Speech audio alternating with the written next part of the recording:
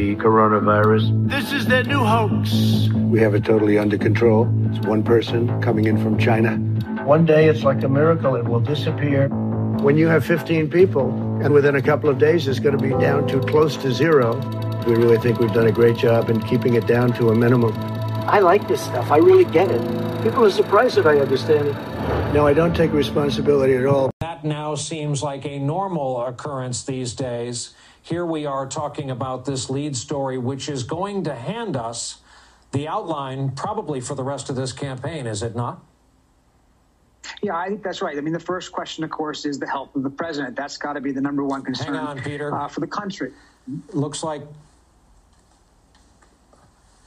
President of the United States has tested positive for COVID-19. The statement just out.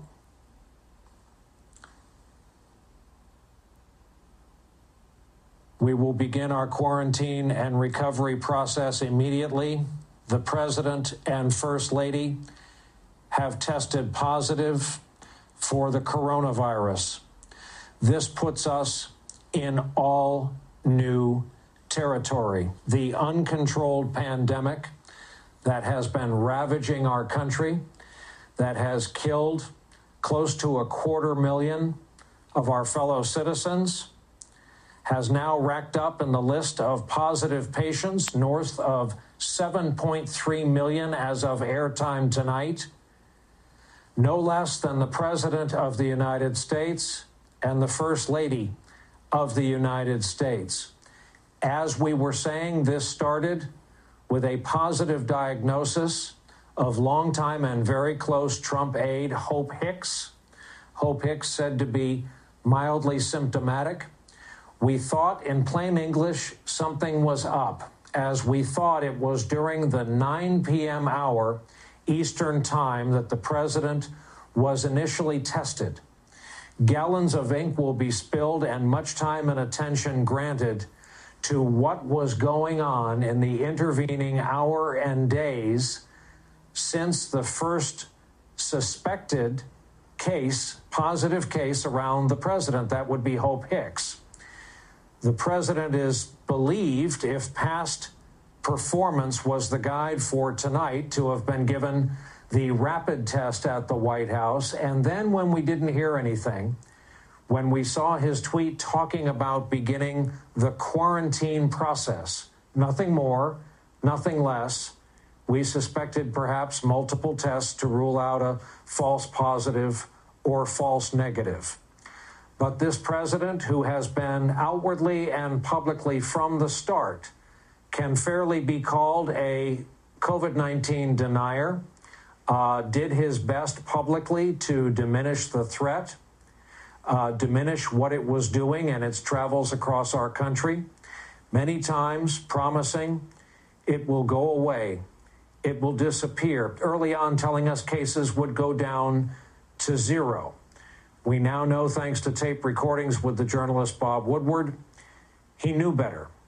He knew better privately. He was willing to discuss that over what he thought was a private telephone call. But he said, as not to panic the public, he was not willing to share that with the public and was eager to play it down and keep playing it down. We can't make that graphic at the bottom of the screen large enough to express the import of this moment, the impact of this on the president, his life and health as a 74-year-old man, the life and health of the First Lady. Hope Hicks is also in our thoughts tonight, but the impact on the country, the impact on the presidential race, with Americans going to polling places, those who haven't already, in just over 1 month, to decide who will lead our country through the next year of what will be. And one of the sure things we know about 2021 is we will still be dealing with this pandemic. Welcome to the Politicrat. I'm Omar. It is Friday, October the 2nd, 2020.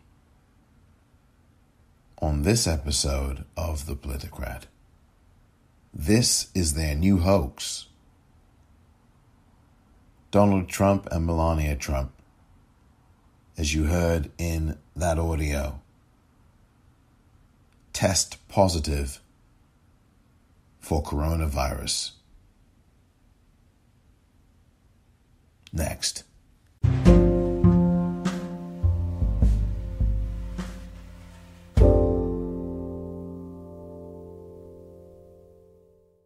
And what we know is from Woodward's account that on January 28th, his national security advisor, Robert O'Brien, tells him in a top secret briefing, this is going to be the greatest threat of your presidency. At the same time, the president is, as you said, playing it down. But what Woodward did with the president's permission was he recorded all of these interviews. There are 18 wide-ranging interviews. And what we're going to play you first is the president in his own words, February 7th, telling Woodward in striking detail just how much he understands about how deadly and dangerous the virus is. And so what was President Xi saying yesterday? Well, we were talking mostly about the virus, and I think he's going to have it in good shape. But it's a very tricky situation. Indeed, it goes through air, Bob. That's always tougher than the touch. The touch, you don't have to touch things, right? But the air, you just breathe the air, and that's how it's passed. And so that's a very tricky one. That's a very delicate one. It's also more deadly than your strenuous flus. People don't realize we lose 25,000, 30,000 people a year here. Who would ever think that, right? I know. It's pretty amazing. And then I say, well, is that the same thing? This is more deadly. This is 5 per. This is 5% versus 1% and less than 1%. So this is deadly stuff. John, I just want all of us to remember we are used to the virus now, as used as you can be. But if you go back to the beginning of February, the American public, we thought this was a problem in China. The notion of it being airborne, 5% more deadly. These are very specific details that the president had in the very same time period that he is saying it's all going to go away. Right, that's February 7th. You just played that piece of the conversation. 7th. He talks about how deadly it is. He said 2 weeks later, 20 days later in India, it's a problem that's going to go away. Within a couple of days, it's going to be down to zero. The president telling Woodward one thing, telling the American people and the world something very different. But the interesting part is the president makes no bones about it, that he was doing this on purpose, that he decided as a strategy not to convey the seriousness of this because he didn't want to, quote, incite a panic? Correct. So Woodward does another interview March 19th. We also have the audio of that. Again, the president in his own words. And just to set this up, remember, he has been publicly minimizing the threat to young people. Not a problem for young people. He still minimizes the threat to young people. So he addresses that, and then you'll hear he admits that he's not sharing everything he knows. Now it's turning out it's not just old people, Bob, because today and yesterday some startling facts came out. It's not just older exactly. young people, to plenty of young people. So what's going on give me a moment of talking to somebody, going through this with Fauci or somebody who kind of it caused a pivot in your mind, because it's clear just from what's on the public record that you went through a pivot on this to, oh my God, the gravity is almost inexplicable and unexplainable. Well, I think, Bob, really, to be honest with you, sure, I want you to. I wanted to always play it down. I still like playing it down. Yes, because I don't want to create a panic. But John, this wasn't just about panic. The White House, we know, is very concerned about the economy. The president is very concerned about getting reelected. And what I think you have to just remind people is we've put together some of what the president is saying at the same time publicly in stark contrast. The virus. They're working hard. Looks like by April, in theory, when it gets a little warmer, it miraculously goes away. I hope that's true. But we're doing great in our country. China, I spoke with President Xi, and they're working very, very hard. And I think it's going to all work out fine. And again, when you have 15 people, and the 15 within a couple of days is going to be down to close to zero, that's a pretty good job we've done. It's going to disappear. One day, it's like a miracle. It will disappear. Yes. And from our shores, it could get worse before it gets better. It could maybe go away. We'll see what happens. Nobody really knows. Stay calm. It will go away. You know it is going away. And it will go away. And we're going to have a great victory. I mean, I have a mask right here. I put a mask on, when I think I need it. I don't wear masks like him. Every time you see him, he's got a mask. He could be speaking 200 feet away from it. He shows up with the biggest mask I've ever seen. Mr. Trump may have been contagious even then. We don't know. It's possible that he was already positive. We were told that they were tested ahead of the debate. Unclear at this point exactly when they were tested. You heard the audio from Jamie Gangel, John King, and Bob Woodward. That was last month on CNN. Of course, those tapes that were the genesis, really, of the book Rage by Bob Woodward. And then the next piece of audio you heard was that of the debate just 3 days ago in Cleveland, Ohio, where Donald Trump was mocking Joe Biden, who had the decency to wear a mask. And as you heard Anderson Cooper comment, it is not known whether or not Donald Trump had coronavirus during that debate.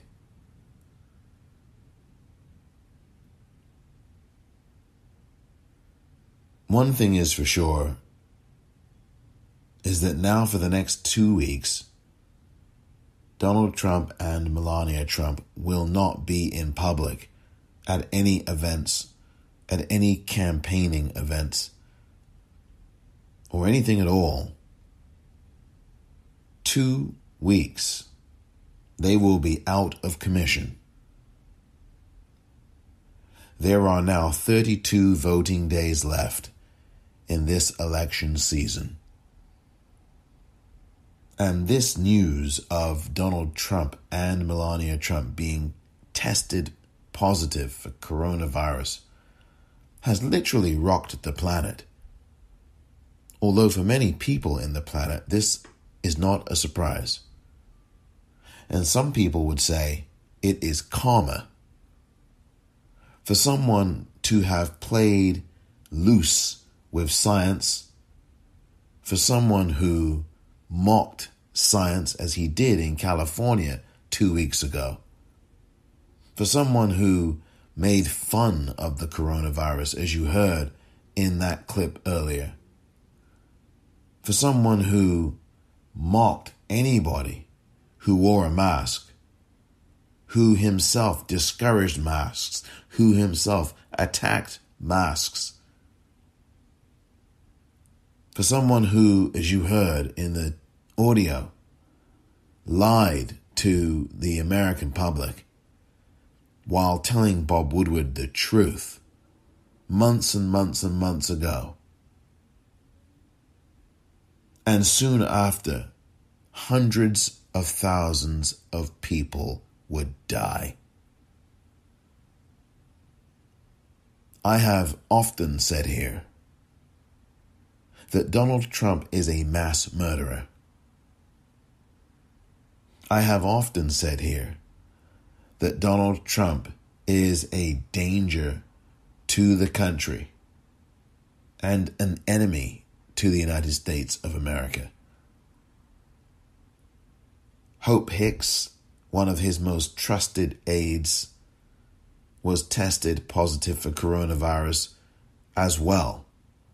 That was the news that occupied most of Thursday evening. Then the revelation came that Hope Hicks had been on Air Force One with numerous people, including Donald Trump, flying with him to Minnesota and back.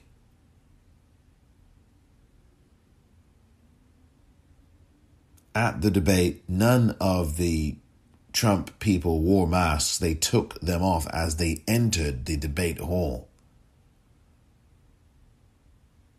And even though Hope Hicks was someone who had been said to have been more careful than the rest in the White House, she still managed to come down with this virus. Now, there is no way of knowing whether or not Donald Trump or Melania Trump caught this virus from Hope Hicks. There would be no way of knowing that. But what we do know is that Donald Trump does not take precautions. The White House does not take precautions.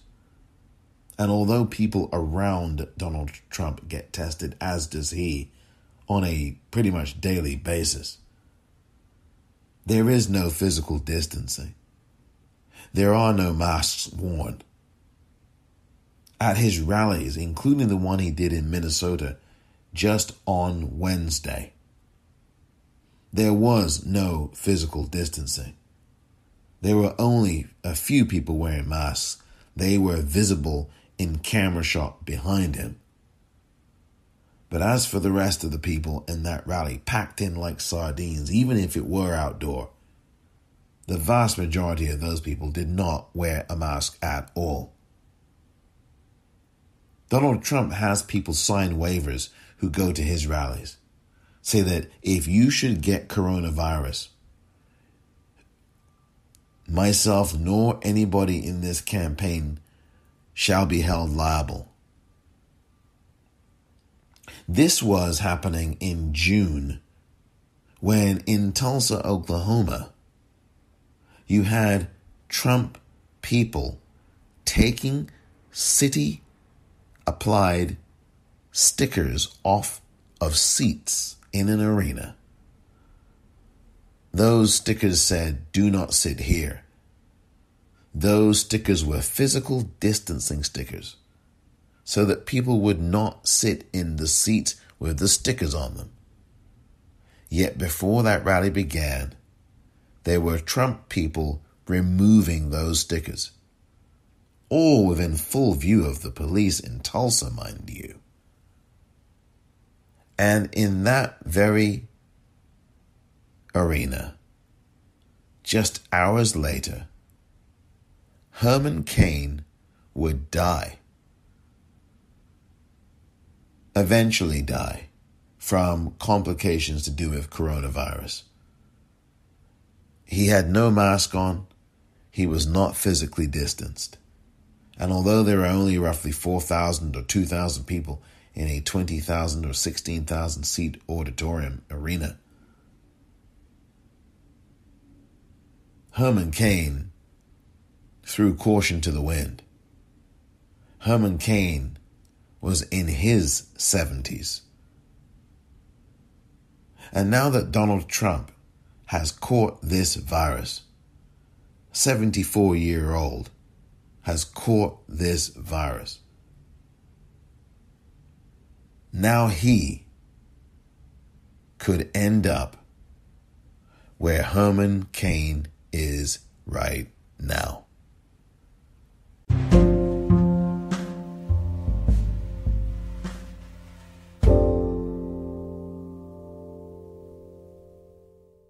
With 32 voting days left until November 3rd, it is essential that you go out now and vote early. Make sure you do that, and make sure you are registered to vote. There are a number of states today and during this weekend where the deadlines for voter registration are coming up. So make sure you are aware of those, and make sure you vote early. Make sure you visit the brand new Politicrat Vote Early Color Collection online store. 3 colorful t-shirts with a clear message to vote early on the front of them. I think you'll love these, and you'll look great sending an important message to vote early. Get your Politicrat Vote Early Color Collection t-shirt right now online at the-politicrat.myshopify.com. You can also find it in the liner notes of this podcast episode. And you can also find it on my Twitter handle at @thepopcornreel. Great t-shirts at affordable prices. You'll love these t-shirts. Vote early and look great doing it.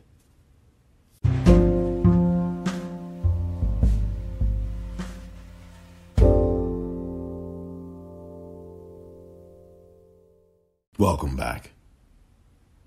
When I first heard this news, 2 things were in my thoughts. 1, I suspected as much. When the White House had not made any statement whatsoever about Hope Hicks and had not made any statement at all in response to Trump's tweet that there was a quarantine that he and Melania Trump were doing, it was pretty darn evident to me that in connection with that quarantine, he was telling you that he probably, most likely was telling you at least, that he had this virus. And sure enough, roughly an hour to an hour and a half passed by, and voila, the news came as you heard it from Brian Williams. That was during his show last night. It was an extended part of his show, the 11th hour on MSNBC. He made it very clear. And the way that news broke was dramatic, but not surprising. So many people had been tested positive for coronavirus at the White House, and there have been very varied reporters who have said that the White House protocol was all over the place and lacks security. It was as if they were inviting this virus. And lo and behold, you had people like Katie Miller, the wife of Stephen Miller, test positive. You had Kimberly Guilfoyle, the girlfriend of Donald Trump Jr., testing positive. You had a military valet connected to Donald Trump. He tested positive. You had varying levels of Secret Service staff. They tested positive. You had Trump organizing officials at the Tulsa rally. They tested positive. You had situations in which there were other people who were being tested and they tested positive. This news did not come as any surprise to me. And all I could register from the news that Donald Trump contracted this virus along with Melania Trump was my anger. My anger. I had written some tweets and I had to delete 1 or 2 of them. The others will stand as they are, and you can see them at the Popcorn REEL. Such was my anger and contempt for two people, one of whom deliberately lied to you and me, who deliberately, willfully murdered hundreds of thousands of Americans. He lied. They died. And he didn't give a rat's.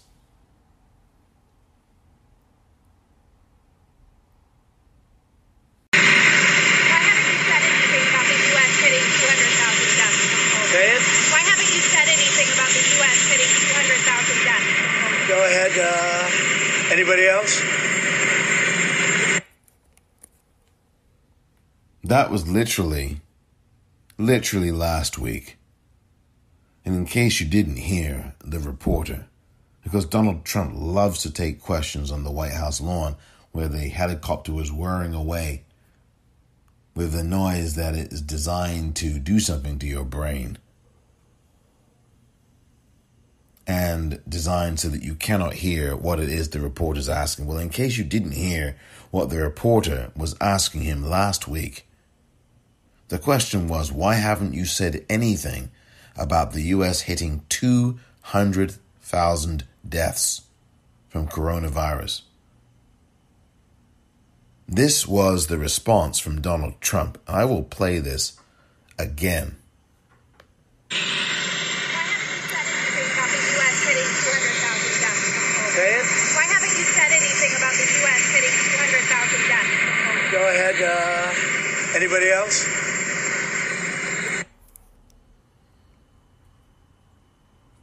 That was Donald Trump literally ignoring the question from a reporter. 200,000 people died at his hands because of him, and he murdered them. He didn't have to individually attack each one of them in person and physically do anything to them. His lies, his contempt, his indifference, his willfulness, his sociopathic, psychopathic way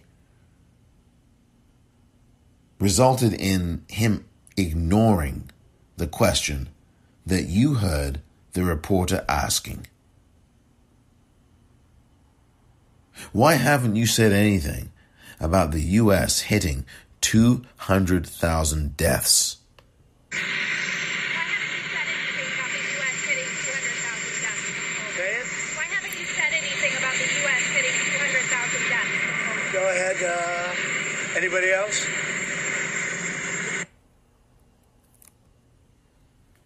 Go ahead, anybody else. That is a psychopath. That is a sociopath. That is the response of a murderer.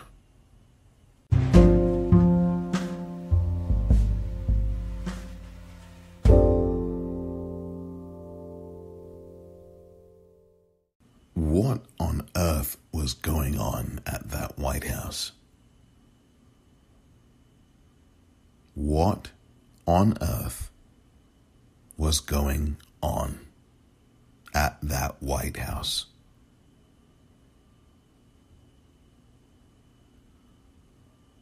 This is a death cult. There is no other way to explain why someone would be so reckless and indifferent and uncaring. We are dealing with some very dangerous people. And I really do think that now more than ever before, that you get out there after you've checked your voter registration and you vote. Do it early. Do it right now. 32 days. 32 voting days. Make sure you get out there, register to vote. Deadlines are coming. What's happening in Texas is criminal. Deadlines are coming in your state. Stand and be aware. And make sure you stand and be counted. Because Donald Trump, whether he survives or not, whether he is sick or not, whether he has symptoms or not, is still going to do what he's going to try to do. But I think now Joe Biden is already on his way to a landslide victory. We can only knock on wood and keep fighting and keep working hard to make it happen. Vote. Vote early.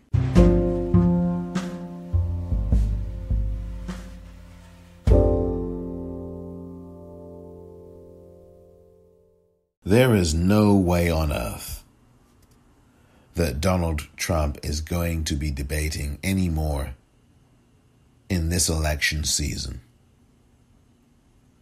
There certainly will not be a debate on October the 15th between Joe Biden and Donald Trump. On October the 15th, it will be his final day of quarantine, if not the second to last day of quarantine, which means that the debate on October 15th that was scheduled, the one in Miami, will no longer take place. As of this recording, the debate, incredibly, is still on. But I certainly expect that that will change. As for the vice presidential debate that's coming up, scheduled for next Wednesday, I would say that as of now, it is an open question as to whether that debate is even going to go forward.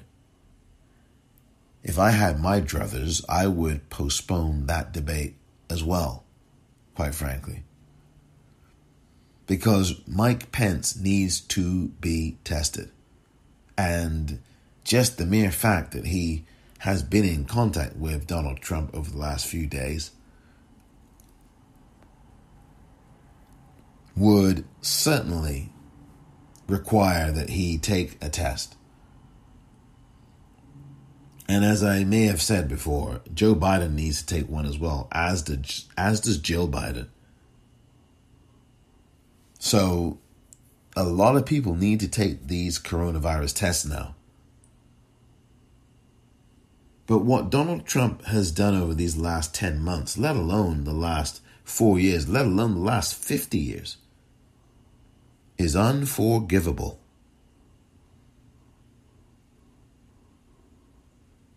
There probably will not be any more debates this coming election season or this current election season. I don't see the debate going forward on the 15th of October for sure. And I don't see the debate going on this coming Wednesday either. If anything, the debate will be a Zoom debate between the vice presidential nominee Kamala Harris and the Vice President Mike Pence.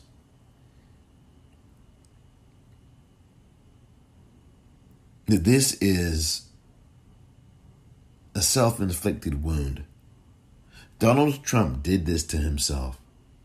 Donald Trump brought this on himself. The question now, if nothing more crazy could ever happen to the country, the question now is, how do we deal with living in a country that is so vulnerable at the moment in every sense? It is an incredibly vulnerable time. Some people on Twitter are even talking about, well, maybe Biden should suspend his campaign. No, why should he? This is the kind of argument that John McCain himself made in 2008 when there was an economic and financial crisis. And John McCain announced that he was suspending his campaign, and Barack Obama, who was running for president at the time, said, no, we don't need to do that. It's not necessary. We can walk and chew gum at the same time. That is what leaders do. They don't just scuttle off and cancel a debate or suspend their campaign because the stock market has tumbled. And that was a stand that got Obama some more points, for sure. But this is immensely, immensely, immensely troubling for the country in terms of what the heck is going on. Someone was saying to me that this is Donald Trump's out clause, that he could decide to resign off the back of this, citing ill health, and not even have to compete in the election because he knows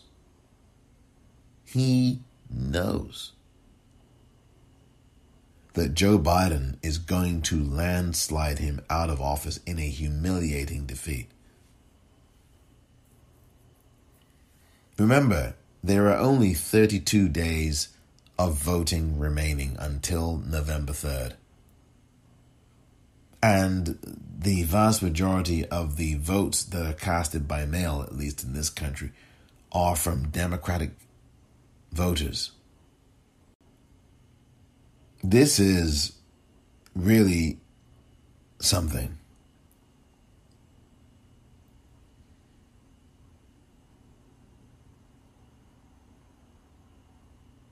There will be more to be said about all of this, of course, in the coming days.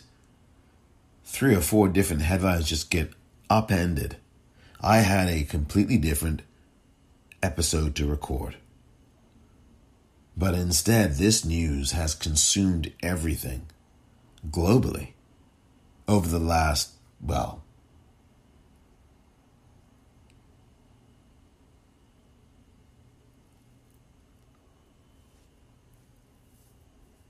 it's just incredible.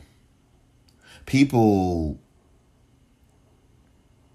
will not be surprised by this news about Donald Trump and Melania Trump testing positive for coronavirus.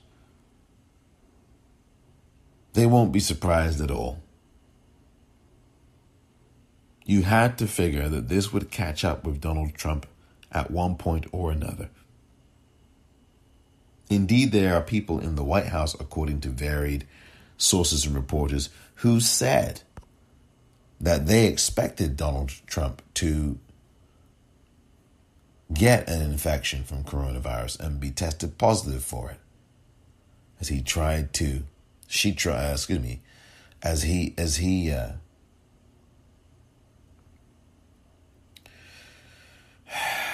I just can't even speak because I am so angry. And perhaps I don't have the kind of empathy that I call upon those listening to me right now to have.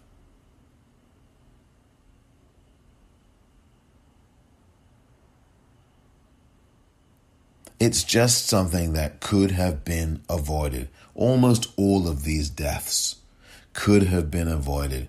We are into October, and now about 210,000 people have died under Donald Trump's watch. Welcome to Donald Trump's America. How do you like the view?